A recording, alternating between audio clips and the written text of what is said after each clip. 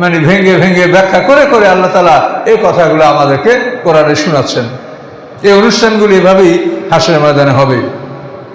আল্লাহ বলেন ওয়া নাজ্জালনা আলাইকাল কিতাবা তিবয়ানাল লিকুল্লি শাই। আল্লাহ বলেন এই কিতাব আপনার উপরে আমি অবতীর্ণ করেছি প্রত্যেকটা বস্তুর বিস্তারিত বিবরণ সহ। এখন দেখেন তিবয়ানাল লিকুল্লি শাই, আল্লাহর কথা যে এই কোরআন নাযিল করা আছে প্রত্যেকটা বস্তুর বিস্তারিত বিবরণ সহ। তাহলে কোরআনে কোন জিনিসের ফয়সালা আমরা পাবো না বলেন?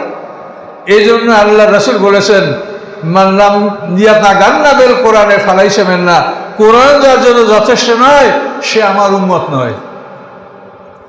তো এই ইয়াতাগান্না শব্দটা এমন একটা শব্দ, এই শব্দের অর্থ গানের অর্থ এই ধাতু দ্বারাই বের হয়, গান।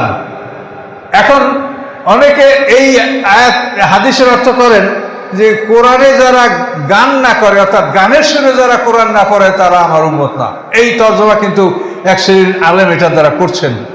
কিন্তু সুফিয়ান ইবনে উয়াইনিয়া উনি বলছেন যে না, এই আয়াতের ইয়াতাগান্না এর অর্থ লাম ইয়াস্তাগনা, অর্থাৎ কোরআন যার জন্য যথেষ্ট নয় সে আমার উম্মত নয়। আল্লাহ রাসূল এই কথা বলেছেন, এখানে গানের কথা বলা হয় নাই। গানের সুরে কোরআন পড়তে হবে এটা তো সাধারণ মানুষের মধ্যে, এটা তো কেউ স্বীকার করতে যাবে না।